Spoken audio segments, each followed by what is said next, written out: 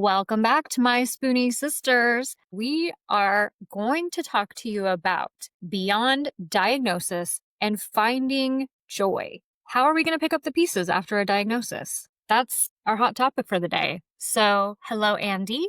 Hello. Hello, Linnea. All right, ladies. So usually when we start talking about stuff like what happened after diagnosis, it gets super heavy, right? This conversation, I wanted to go a little bit different. When I got diagnosed, I didn't get a lot of information with my diagnosis, right? And I think that kind of triggered my years of sad. When I started getting information, though, I think I felt more empowered and I wasn't as sad. So can we talk just a little bit about the difference between the information that you had when you got diagnosed versus the information you have now? And what's the difference of your mindset diagnosis versus right now in your journey? Jen, we'll start with you. Oh, Okay, so my mindset initially was terrible. And I think part of it was because I had the lack of information, right? I was handed a few pamphlets, sent on my merry way with prednisone. And so my mindset was trash. I absolutely was convinced I'm going to look like a 90-year-old lady. mm. My mindset now is I have a life to live and I still have so much to offer the world. And that's probably the one piece of advice I give to everyone is you have so much to offer. It might look differently, but that's okay. You are still you. You are still beautiful and amazing in all the ways. And all the pieces of you need to be shared with the world still. So I love how you took us on the happily ever after, which means that from the time that you got your diagnosis to now, you have had moments of rediscovery and pockets of joy. You have gone from, I'm not going to be able to do this to, let's go on this adventure. What were some of your pockets of joy as you discovered the things you could still do even with your diagnosis or new things that you didn't think that you could do? So there were a couple things. My first pocket of joy was a woman that I went to church with, and she was in her 80s. She's no longer with us. She passed away a couple years ago. She made it into her 90s. But she and her husband, every single day, would go on a walk in their neighborhood. It didn't matter if it was raining, snowing, whatever. They went for a walk. Their goal was to do at least a mile every day. And they also spent a lot of time delivering meals to people that couldn't get out of their homes, stuff like that. And she had polio as a child, which caused some issues for her. She had a hard time swallowing. Most of her foods had to be blended. And she also had rheumatoid arthritis. And so talking to her, she gave me a piece of advice that has sat with me forever. And it was, you move it or you lose it. And she said, the moment my children put me in a home, I'm going to die. So you keep moving that body. And I think taking that piece of advice really just flipped my whole mindset back to I can try the things, I can do the things. And so, yeah, that was probably 2012, 2014. I went with my family on a packing that backpacking trip. It was 4 miles in and 4 miles out, but we stayed for a few nights, and that was something I didn't think I was going to be able to do once I was diagnosed with rheumatoid arthritis. I thought that hiking, walking, running were all out for me, and there's been times where they have been, but I have to listen to my body and where my pain is at, and my life wasn't over. I still got to do things. I still get to work out. Everything is a little different. I have to adapt. My shoulders don't like me sometimes. My hands don't like me. My wrists don't like me. But that's okay. I just do something different. Yeah. So that's how I got there. How about you, Linnea? So I had a little bit different experience when I was diagnosed as my mother had already. So I went into it kind of already knowing what I possibly could have, but also knowing what the disease was and the medication kind of, but I didn't know how to adapt it to my life as a late 20-year-old with small children. My mom was older, so it was a hard adjustment there where there wasn't much information out there. I chose movement when I first was diagnosed. What happened was I didn't listen to my body because I didn't know that my body was going to react different to movement and to exercise the way I was used to exercising. It actually set me back, I believe. In my heart, I believe I just pushed it too hard. And I did spiral. I went down a very dark road. I have come out of that dark hole to a healing me. I'm very much on my healing journey right now, but mindset is a big deal in chronic illness. But there's so much more information out there now that doctors are giving out. I noticed with my daughter as she's getting a diagnosis for something, she's getting more information than we did, I believe. Than doctors now are starting to go, we've got to give more information. But I reached out to friends that had chronic illnesses. I found somebody to work with that knew nutrition, knew mindset practices, knew everything I needed to make my journey smoother so I could live. I am starting to do things I haven't done in 15 years. I can go out on the side now for several hours, where before it was like several hours would put me down for 2 weeks. So mindset's a big thing in chronic illness. Did that answer your question? It did. So, how old were you when you got your diagnosis? You were late 20s? And were you mid 20s, Jen, or late 20s? 32. Okay, so I got mine I was early 30s, I want to say. Okay, yeah. So at early 30s and hearing it, was it a sigh of relief? Like, I'm not going crazy. Hey, this is really going on. And then what do I do now? Or was it like immediate, well, this sucks. For me, it was, okay, I got a name. I got a name to it. I'm not going crazy. My first emotion was anger. I wasn't sad. My first emotion was anger because I was going through it for as long as I was going through it, and nobody believed me. So my first emotion was anger. I was angry before I was sad. I didn't start getting sad until a couple years into my diagnosis when I'm like, oh, this is my life now. What about you guys? Were you relieved or were you angry first and then you kind of transition into I can find my pockets of joy? No, I was mad. I was very mad. And why I was so mad is because my mother had it. I was having symptoms that my mother had. I was mad because I was being ignored because I simply were in my 20s. I was being ignored because I was a young mom. You're just tired. Your baby's away. So the anger just kept with me from the beginning of being ignored. So it was raging by the time my diagnosis. But then the sad hit, and that's when the depression hit because I went from one extreme to the other extreme.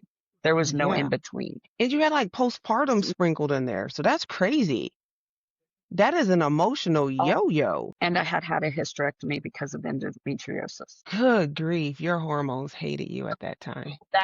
All that at the same time, and then a diagnosis, and then grief from losing my mother from, you know. You know, So it's the stuff that people don't see. And I tell people all the time, listen, everybody's carrying something you can't see. So kindness is free. You carry that, right? And the average person would never look at you and go, man, she was carrying that. You know, they go, yeah, most people didn't know hysterectomy and all that was going on at the same time I was having the symptoms. Like, yeah. How about you, Jen? Did you start with anger? It was a mixture of relief and anger because I was having symptoms way back when, just like Linnea, but I didn't know what it was and how to even tell a doctor something was wrong. And like Linnea, I went through a hysterectomy at 26 years old because of endometriosis. I'd already gone through several different things. And then this mystery joint pain that started up in 2010. And so by the time I was 32, it was like, oh my gosh, this is a shit show. And what is wrong with me? I remember my family doctor thought it was an infection, like a strep infection in my knee that was causing the pain. And we were both like, okay, whatever. And then he was like, oh, wait a minute. It might be a form of rheumatism, but I'm not sure what kind. Let's send you to a rheumatologist. And when I explained that to my husband was like, rheumatism? He's just telling you that to give you to basically shut you up. He was like, he's just giving you a quack diagnosis of something. And so we went into the rheumatologist not actually expecting an answer. We went in thinking, I'm going to be treated like I'm crazy. And so it was relief to have an answer, but angry there was this whole situation to begin with because I had 3 middle schoolers at home to get to school and go to their functions, football, volleyball, all the things. It was awful. I was just angry. Like, I was very angry for 16 years. I don't even know that I think I had hit the sad point that I was so sad that the only emotion I had was anger. I was like numb. I was numb for a very long time, but I was a highly functioning, depressed individual. Tons of people around me had no idea how dark things had gotten. And then I stumbled across, it's always the old people because I love old people, right? I really do. I love old people. I stumbled across an old lady and she was in the grocery store and she was doing all of her own grocery shopping. Okay. She had all the mobility aids, the same mobility aids that I was ashamed to have. She didn't care. She was pushing her little buggy and she saw me kind of like hobbling around and she said, "You know that you're moving slow because of you?" And I paused and she said, "You know, in the other aisle they have canes." And I was like, "I have one that's in the car." And she was like, "It should probably be in the store." She's like, "I have two. One was in her cart, back up, collapsible one in her purse." But she was like, "Don't be ashamed. You can still do." I realized when I became happier when I stopped hiding it from the kids because kids just genuinely want you to be okay, right? And as many youth athletes that as I was around, I always would superwoman face. When I started being honest with them and I hit them with, "Listen, I'm out here doing this in this body. I need you guys to never tell me you can't do something." And they started asking me more questions about what it's like to be in my body, but to watch their ears perk up like, "Wait a minute. I'm watching you in this body that attacks you all day. Show us how to do these things. You can still do it. So I'm going to go be the best version of me for you." My little pockets of joy, little seedlings all around, little pockets of joy. I'm going to go be the best version of me for you because you told me it was possible. You're doing it. You're showing me it's possible even when mentally I don't think it's possible. Physically, I know that it can be done. The mountain is me. I think that's why I like youth sports so much. They're so innocent. The world has not tainted them. They have not tainted their perspective of human encounters yet all the time. So what else, guys? Oh, joy, finding joy. Amanda's so for me, when I first was diagnosed, I was still working for the school district. And then I moved to the high school and I noticed as my disease was progressing, the kids were noticing almost more than the adults were noticing. They noticed changes in me because they would come up to me and tell their whole life stories. I might not have been smiling as much that day, and they would notice that. As soon as I explained to them, "Hey, I have this disease. This is what's happening," they would pop in on cold days and go, "How you doing, Miss Nisley?" And it brought me joy in the midst of my anger. And I knew I was starting to, looking back, I was starting to go into a depression, but I knew those were my pockets of joy still working. And when I left my job because of my health, that's when I lost those joys. And then my kids' friends started bringing them home with them. And so they would come to the Yeah. house and my kids would crawl in bed. So I was finding joy in those little things in spite of the anger. And it's It's hard. because the kids don't see sick. Kids don't see sick. They just see their person. They see a person that made them feel safe. Yeah. They don't see sick. Adults see sick and then go, "You're unable to do." Sick, incompetent. Not really. I am sicker than the average person, yes. Can do so many awesome things. And I got some pretty amazing friends that can do some pretty phenomenal things as well. So, yeah. So, what would you tell you today? Today, what would you tell young you about finding pockets of joy along the way? We'll start with Jen. Jen, what would you tell 30, early 30-year-old you about finding pockets of joy along the way? I would tell her that she's gonna meet some pretty cool people, and she's gonna still do some pretty amazing things. So don't get stuck in the sad. Don't get stuck in the pity party. Don't get stuck in the feeling like people aren't noticing, because later you're gonna be mad they're noticing. So focus on what you can do and how you can change things. And just recognize that this life is still going to be such a beautiful thing. I never thought that I would go help build a house in Mexico. I got up on a roof and helped install a roof. These are things I never thought I would be able to do. And so that's what I would tell myself is just, you're going to do those amazing things. and you're going to find ways to do them. So do them. I love it. How about you, Linnea? Tell her to not hide so much. I wish I could have told her that it would have been okay, that you will find the resources, you will find your people. But I would have told her not to hide it so much from even my family. Like, because I really did. I hid it a lot. I hid it at work. I hid it at home because I didn't want it to affect them. And in the long run, it hurt me more than it hurt anybody. But also to find those pockets of joy more. I wish I would have maybe made Rick park the truck in a different way so I could have sat in the truck versus setting out at a ball game. I wish I would have been more creative on certain things like that. I don't regret anything like that. I still found my joy at home with my children. I have all the videos to show of it, all the silly videos of my daughter singing silly songs like TikTok, but it was pre TikTok because they made me laugh and my son staring me. So find those little joys amongst the hard days. And it just takes one Yeah. little joy a day. Joy is all around you. Joy is all around you. Yes. I hear Kyla's laughter differently now because I intentionally choose joy. I hear her laughter differently. It's contagious.